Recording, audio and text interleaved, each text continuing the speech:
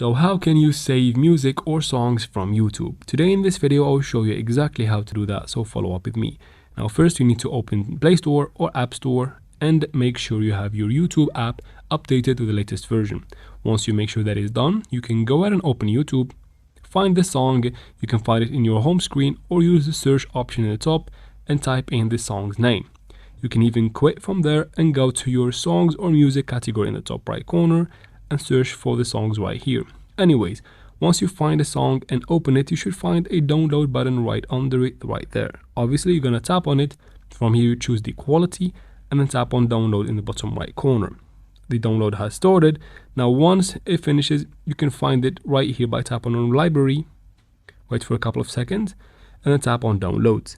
Right here, you should find all of your downloads on YouTube, and you can even listen to that music or song once you are offline. Now for the second option, you can go to Play Store or App Store again and download YouTube Music, this app by YouTube.